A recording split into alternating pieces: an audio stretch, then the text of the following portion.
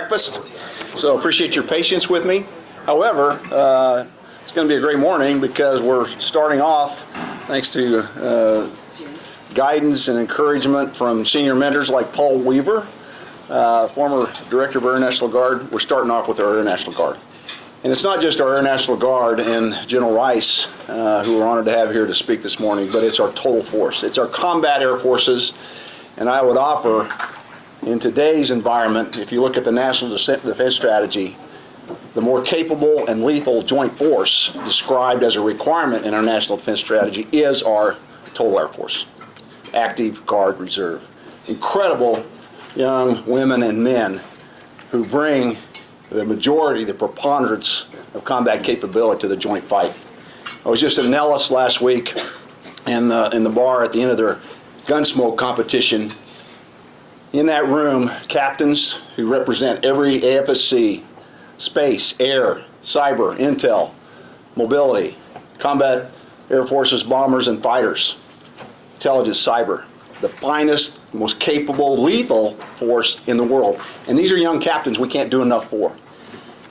We can't thank you all enough, our industry partners, our leadership in the Air Force Association, and certainly General Rice for being here in our commitment as the Air Force Association to be on the wing of our airmen across the world 24/7 to keep our nation safe and to give this nation the safety, the security, the opportunity, the freedom, and the wealth that they deserve, that keeps America strong.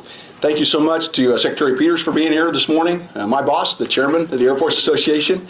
It's an honor to serve our AFA and to work for General Peters. So let me talk just a minute about General Rice. We again can't thank Scott enough for being here, and I'd also be remiss looking at here at the notes if I didn't again, besides thanking our sponsors for being here, remind you that the Aerospace Cyber Conference is coming along in September. Please sign up. Rooms are going fast. It's incredible, thanks to a number of changes in the program that Larry Spencer affected and certainly Chief Goldfein affected, that we have attendees, industry and government and U.S. Air Force lined up. We're actually running out of room for our Aerospace and Cyber Conference. It's a great success story, so thank you for being there and sign up early. Also, AFA's Mitchell Institute will be hosting 2 additional events this week here at the Capitol Hill Club, both focused on nuclear deterrence. On Thursday, the Deputy Assistant Secretary for Nuclear Matters, Peter Fanta, will speak, and on Friday, we'll host Frank Miller, who many of you know of the Skokoff Group. Both events begin at 8:30. Well, our speaker is no stranger to this audience. Scott Rice, Catfish, is the Director of the Air National Guard. He's responsible for formulating, developing, and coordinating all policies, plans, and programs affecting more than 105,500 Guard members and civilians in more than 90 wings and 175 geographically separated units across 213 locations throughout the 50 states, the District of Columbia, Puerto Rico, Guam, and the Virgin Islands. So with that, please join me in welcoming General Scott Catfish Rice.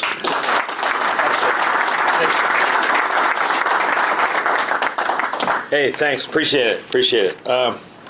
Boy, what a great time to serve as the Director of the Air National Guard.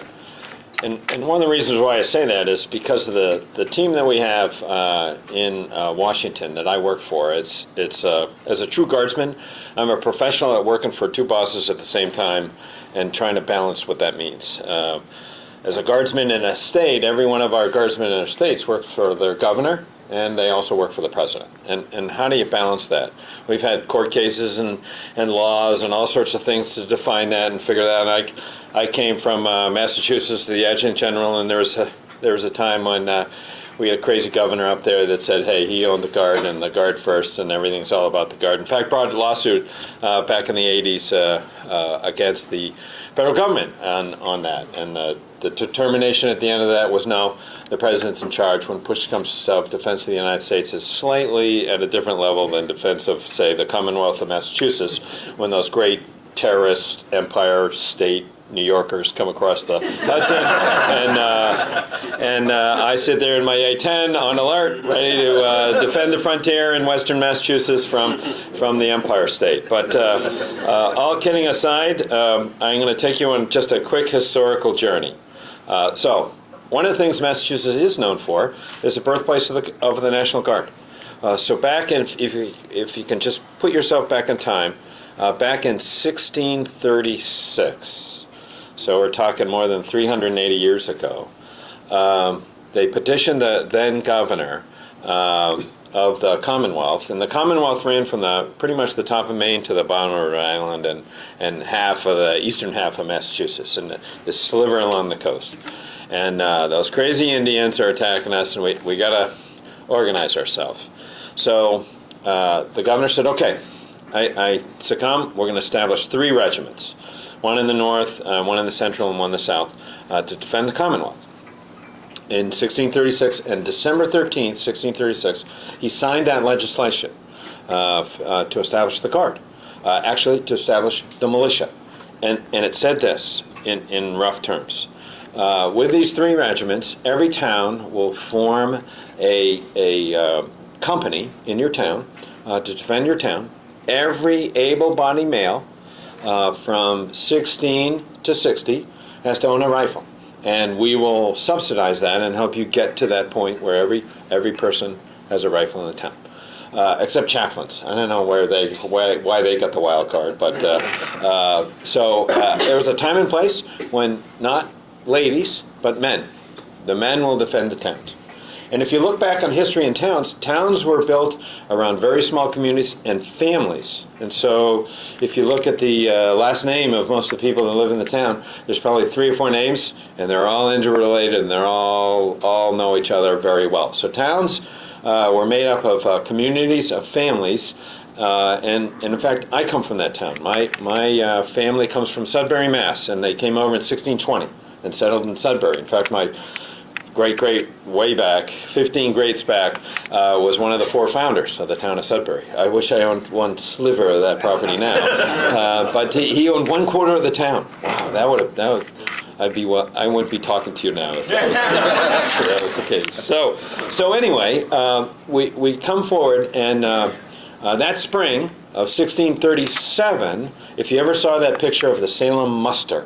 There's a picture of the Salem muster of all these crazy guys lining up with guns pointing up in the air.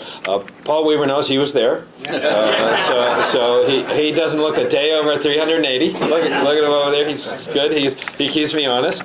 But they had a big gaggle there when they all kind of send all the towns come together in the Salem muster, and we'll figure out how to form these regiments. And it was probably a disaster. And they formed a very formal training company called the Ancient and Honorable Artillery Company. And that artillery company served up until the turn of the century, when at the turn of the century, this past century, something dramatic happened. And the Army said, we can't have 30, 35 different states with 35 different standards on how we train our militia. At that time, at the turn of the century, this last century, around 1905, 90% of the defense of the United States was in the militia. 90%. 10% was on active service. Very, very small active service. And when you look at World War II, when we mobilized the nation to go to war in World War II, 80% of the nation mobilized came out of the National Guard. So that's the history. That's not so long ago. And when that act was passed in 1907, that said, hey, it's time, we're going to establish a national standard for the National Guard. That's when we changed the name from militia to National Guard. And we said, no more one-off state standards. It's going to be a national standard. It's going to be run by the U.S. Army. And the U.S. Army is going to fund it, pay for it. And that's when 1 weekend a month, 2 weeks a year started in 1907. And then as we roll into World War I, 9 out of 10, actually 9.5 out of 10 officers in the U.S. military, in the Army, were from the National Guard. And that slowly changed into World War II, where you got about 25% were active, and about 75% were from the National Guard. And then after World War II, our nation made a fundamental decision that we need to have a larger standing Army, because the precious loss of life that we had during World War II was fundamentally driven by the fact that we weren't trained, organized, and equipped and ready to go at a moment's notice. So that's when we fundamentally as a nation said we're done with 10-20% of our nation being part-time, and we need full-time and 80% part-time. We need to switch that and have a large standing army. History tells us that if the balance of gross national product and what the country produces isn't in balance with how much you fund and pay for an army, you could find yourself as part of history. Just ask those people that are still around from the Roman Empire. I think that even predates you, Paul, but maybe not Whit Peters or you. So he's got a little history that we look back on some great empires when they get the balance of the size of their army, size of their standing army, out of whack with what the nation produced for cash flow and income, and we write about gross national product and what that is, it could be a problem. So something for us to all keep an eye on as we hand this nation to our kids and grandkids in the future. So with that, I give you this perspective that the National Guard right now is still something that the nation, our nation, and other nations have relied on for a long time on how do they mobilize their force and how do they demobilize it at the right time in the right place. I venture to say this, as our role and responsibility across the world, starting probably with Desert Storm, we've been engaged at very, very high levels of conflict, like we never have for this long a period of time for our nation. And so with that, one of the biggest things I step into this enterprise with is my challenge of running a bureaucratic machine. I've got roughly 107,000 guardsmen in the Air Guard, running a bureaucratic machine that I can bring forces to bear, bring them up, mobilize them, send them out, and then bring them back and bring them down. And how do I do that? This bureaucracy I run is laced and filled with the balance of understanding what's happening, who's going where, who's ready, who's trained, who's organized and equipped on one side. And the other side is this ability to do it quickly, do it efficiently, and do it appropriately, and not control it, but watch it. So there's a lot of people in our service, and it doesn't matter whether you're Guard, Reserve, active duty, or Navy, Marines, Army, or Air, there's a fundamental balance that we have of being in control and being aware. And that's the space that I live in. And I mean this by this. So are you, as a commander, in charge, and you have to order people to go do things and be responsible for that? Is that how you get your authority to mobilize and run a force?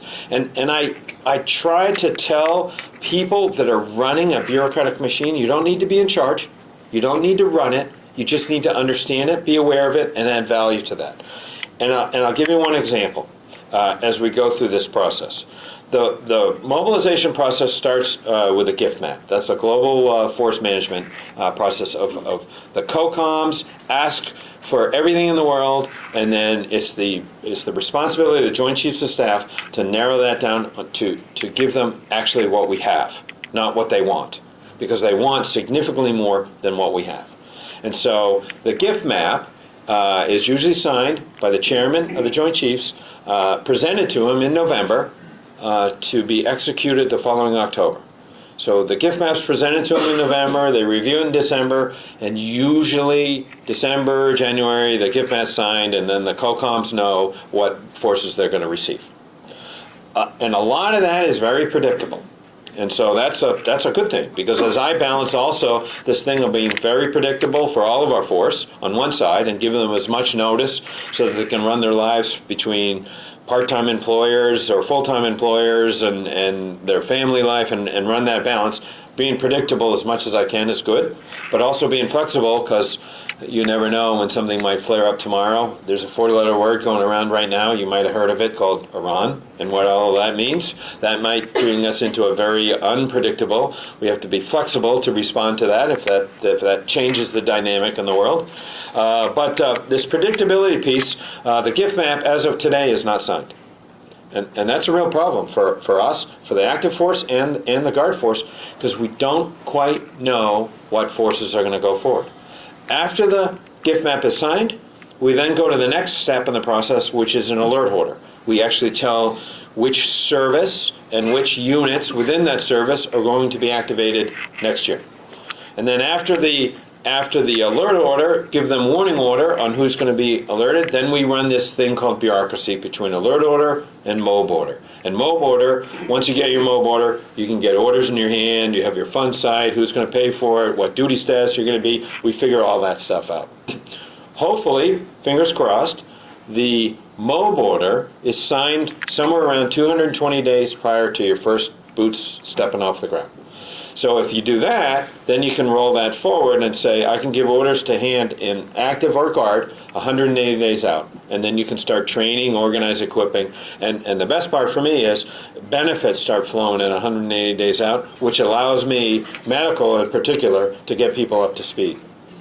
I'll tell you this, we anticipated the MOB order, and unfortunately the Army Guard mobilized about 4,000 people last month in anticipation of the gift map being signed. And as I said, it still hasn't been signed.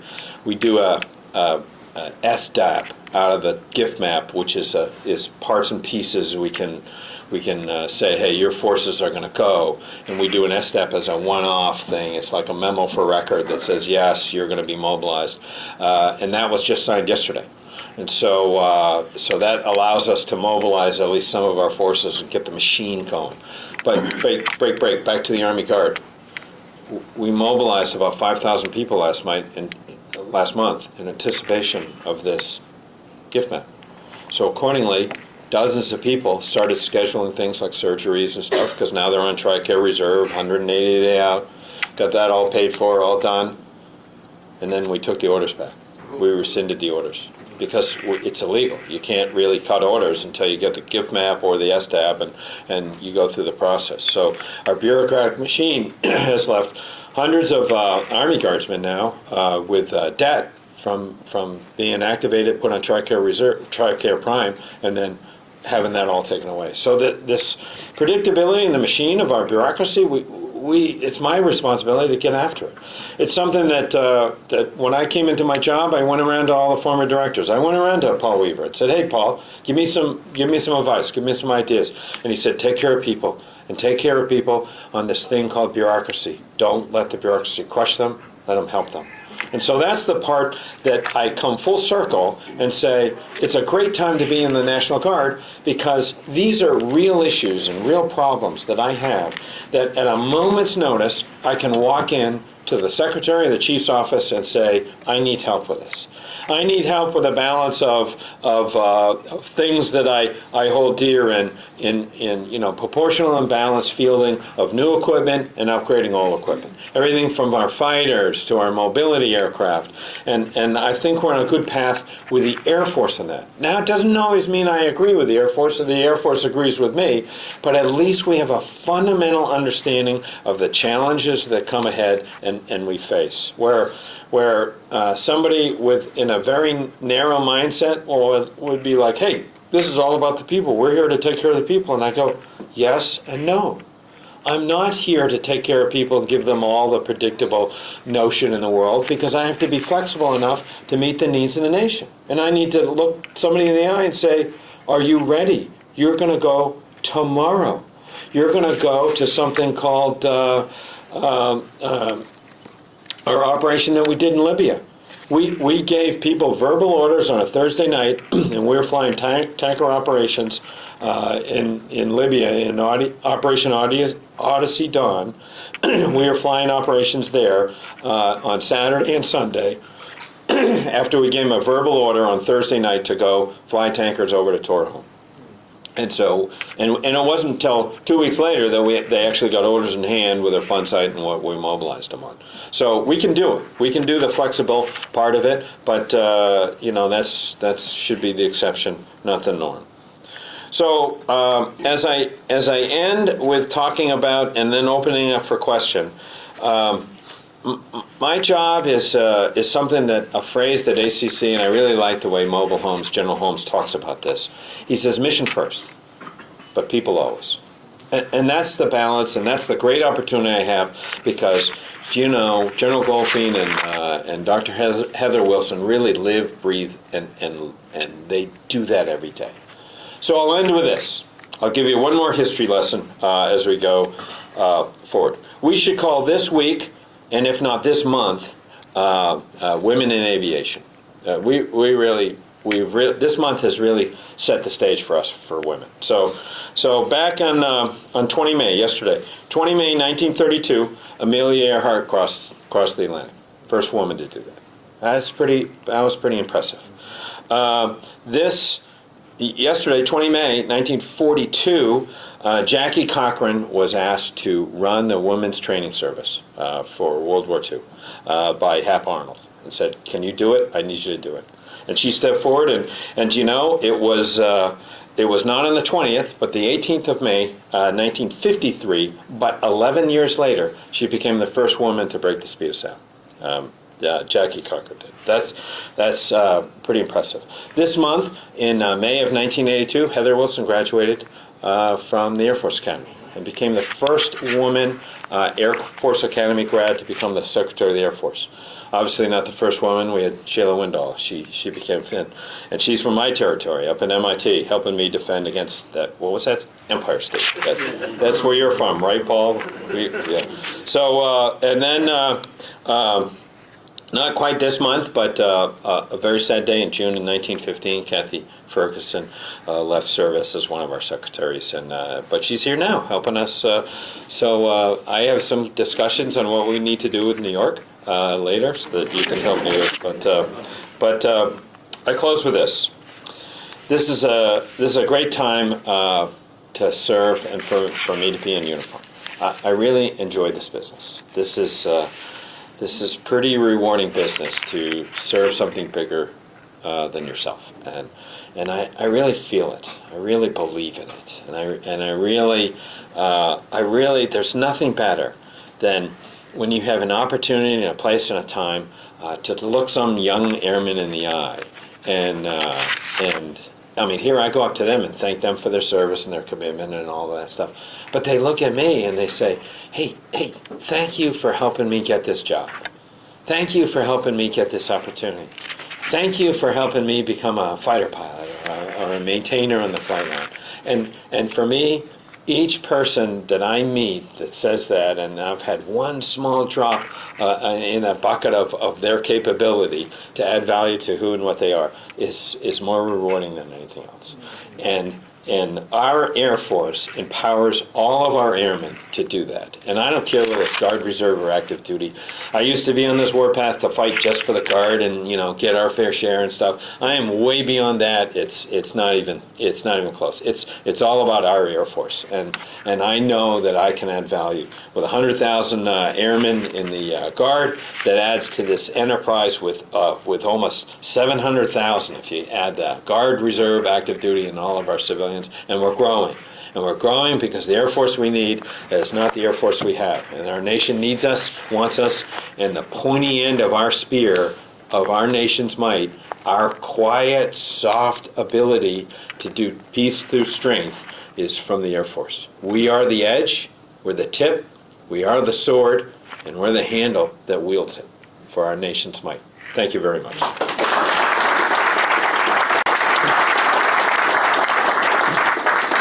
Sir, I'm going to help with questions here, and General Rice doesn't need much help, but please identify yourself one question at a time, no diatribes, and again, General Rice, thank you so much for being here. So please, questions. Yes. Hey, sir, J.R. Reed with General Atomics. When you look at your force modernization, there's a lot of people from industry here. What do you see are the challenges, for the Guard as it looking at modernization, and maybe where does industry help you? Or what can we do to help? Well, one of the things that we're really trying to capitalize on is this thing called IRAD, industry development, research and development. So industry research and development, as I receive NAGREA money, which is National Guard Equipment Account money, this year it looks like it will be about the same as last year. It's roughly about $1.25 billion, dollars, so $1.2, $1.3 billion to give to all 7 reserve components. And in that money, 1/3 of that goes to the Air National Guard. 1/3 of it goes to the Army National Guard. 1/3 of it goes to all the other reserve components. With that third of money, that's where, how do I bring in innovation from the industry and lay that money in with the industry, the IRAD, the industry research and development money that you spend, that I spend, to get to a better place in the end. And where's the balance between government-owned software or products, industry-owned proprietary information and products, and the right balance so that we can go faster. I need to go faster because I need, as I do my orient, decide, and act type OODA loop, on how I feel capabilities, I have to turn inside the innovation of the Chinese and make sure I'm ahead of that.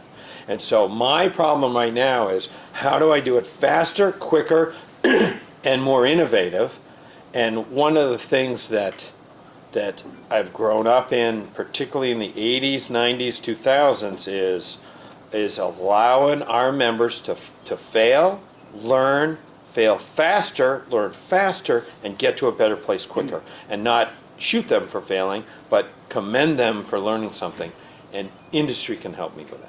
So that's the place where, with my NAGRIA money, our NAGRIA money, I'm trying to mesh that innovation and go faster. Because I think we can really make a difference in the world. Particularly some of the things we're putting on potted solutions on unmanned aircraft like RPAs is a game changer for us. It's not just that internal ball in a Reaper. It's what I can hang on the wing too, to do domestic operations as well as overseas operations with great success. Sir, Steve McCall, Congressional Research Service. Where do you see the National Guard and the U.S. Spacecom and the proposed space force? Right. Well, right now I have roughly about 1,500 people that are operating in space, direct space operations in the Air National Guard. And they come in 7 states. And so one of the antibodies, I'll talk about that real quick, is, hey, we're in this establishing a separate service for space is a bureaucratic exercise. And is it good or bad? That's not my decision. My decision is to make sure it works. How would I present the bureaucratic, the operational piece, and the bureaucracy into a new space command? Is I would do it from those 7 states. I would not do 54 states of Space National Guard. I would only do those 7. And we're just about to field 2 more squadrons in the National Guard, which will mean now that will grow to 9 states. And so 9 states is a piece of, with roughly 1,500 to 2,000 people as a part of the 30 to 35,000 people that will be in space, is a good thing. And I think I can add value to that as we train and organize these space units underneath a space guard, underneath a space force. And that's how I would do it. Yes? Scott Moscioni with Federal News Network. The Army National Guard has had some issues with back pay and promotions.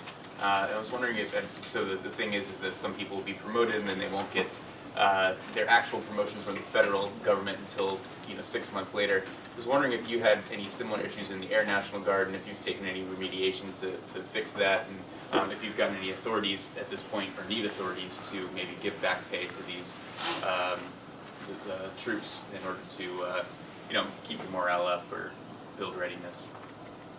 Yes, and I'm at a loss of words. What's the legislative language that says scrolling? Scrolling's the word. So scrolling is a thing that Congress has laid on the Department of Defense, that if you want to make an officer, Department of Defense, you've got to put them on a scroll.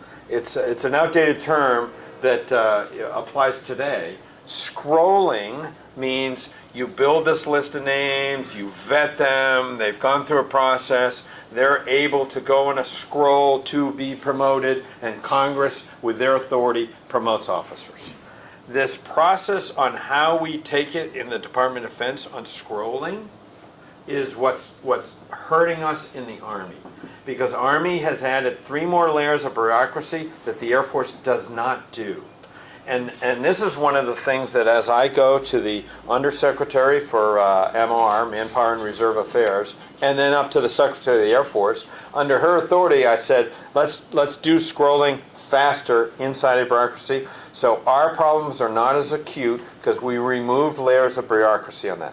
That said though, we still live after 1907 when the Guard was established. We never merged the scrolling processes. And so they're separate right now. Guard, or actually Reserve, which is Air Force Reserve and Guard, are separate from active duty when we scroll officers for promotions. The Army is asking to merge those, and the Air Force is saying, yes, that will help us as well.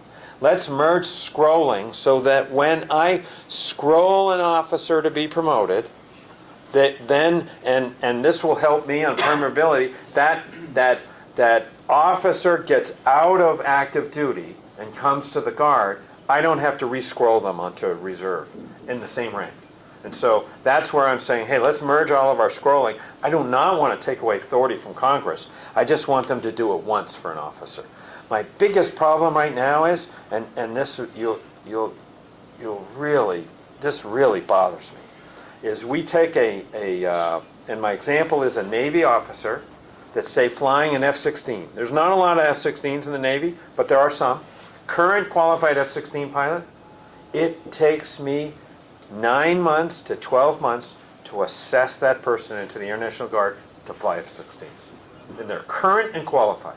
And half of that time is scrolling and getting them on a list, getting them in front of Congress, through all the bureaucracy, and get that. And if Congress said, I scroll them as an officer at a major or 03, 04, and then can bring them into another service, another component, active duty, Air Force, or even if he goes to active duty Air Force, same thing. Scrolling is scrolling stuff. So that's, if anything I could fix, it would be the scrolling thing to get that better, because that will help all of us. And the Army is looking at the Air Force and saying, how do you do the process? What pieces do I need to control? And what pieces do I need to just watch? And the Army likes to control more than we in the Air Force do. We like to just watch the process and make sure it goes along good. But they're going to come on board with us, and that will help them as well. Last question, please. Yes, sir. Jason Stetson from Intelsat General. This has to do with acquisitions. So one of the things that I've noticed is that, let's say for active duty, from ideation up until implementation, you're looking at about a 10-year time frame. Yes. Guard is something along the lines of about a 2 to 3 year time frame. Has there been any talk between active duty and Guard to try to streamline that process, active duty, or to adopt best practices, let's say, from the Guard, in order to make the acquisition process on the active duty side better? Because it's pretty awful now. Yes. So a person that sits in that space and is doing very well in that space is Dr. Will Roper. And so he is our Assistant Secretary for Acquisition. And so it's a complex process. And unfortunately, every time there's a mistake, you get another 10 pounds of regulations and lines of, acquisition help from Congress. Right now, there's another 600 pages in the current NDAA that's going around to 600 pages of acquisition help that's going on right now. That's in addition to all the things we've already had. Now that said, Section 802, 804, Section 804 of U.S. Code that happened. I'm actually not sure when it happened. Within the last 10 years it happened, probably 5 to 10 years ago. We haven't fully utilized that section of code that allowed the Department of Defense to go faster in the acquisition process.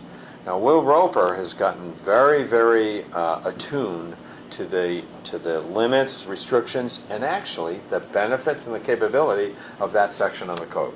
And he has used that to great success. As of this week, as a historic event for us comes forward, this afternoon, we as the Department of Defense and the Air Force are going to say goodbye to our secretary as she retires or moves on, actually leaves service on 1 June. And so we're going to do that this afternoon. And Will Roper is going to present to her something today that is pretty significant. We had a goal we set out last year at Corona to try to streamline our acquisition process and remove roughly 100 years off of our acquisition process. If you take each project at a time and bring it from 10 years to 5 years to 3 years to fielding, we're adding all of that up. This week, he finally hit 100 years of acquisition reform has taken off of our timelines. And so I think that's pretty good in the using of 804. Now, break, the money I use in the National Guard with our National Guard equipment account is not used for buying stuff like platforms. It's used for modifying the current platforms we have and putting commercial off-the-shelf products onto the planes.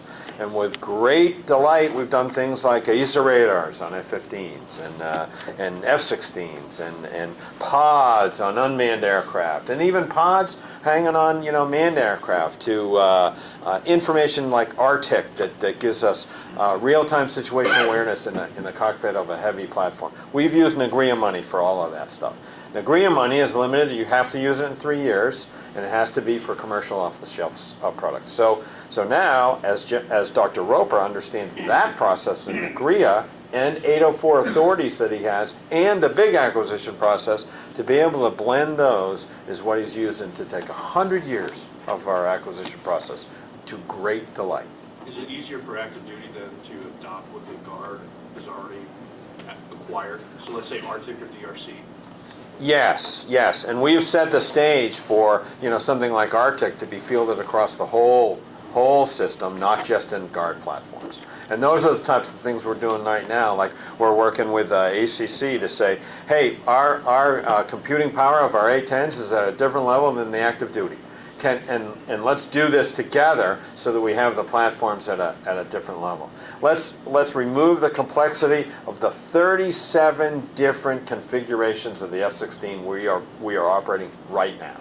And so can we streamline that using a balance of NAGRIA money on the Guard aircraft and reserve aircraft to acquisition processes on the active duty to help get these things the same common configuration. And I think we can do that. Let me, as we wind up here, General Rice, thank you. And thank you, everyone, for being here. Hopefully all Airmen for Life, our media partners, industry for sure. As I look around the room here, those of you, many of you who are now in industry, served many years very selflessly in our Air Force as airmen with a capital A, civilian, enlisted, and officer. Thanks for continuing to be part of our advocacy for our United States Air Force and for our airmen, young airmen. Special thanks to General Rice and to Nancy, by the way, as we all married up. And I think you'd all share with me what a terrific, knowledgeable, experienced warfighter and statesman. So thank you, Scott, so much for being here with us. Thanks.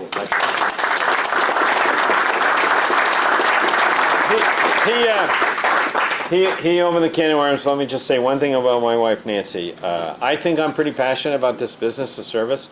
It doesn't even come close to where she is. We have 90 wings in the National Guard, and she has personally visited 84 of them. Wow. And so when she goes and visits a wing, she goes to Family Services, the chaplain, the DPH, and says, what are you doing?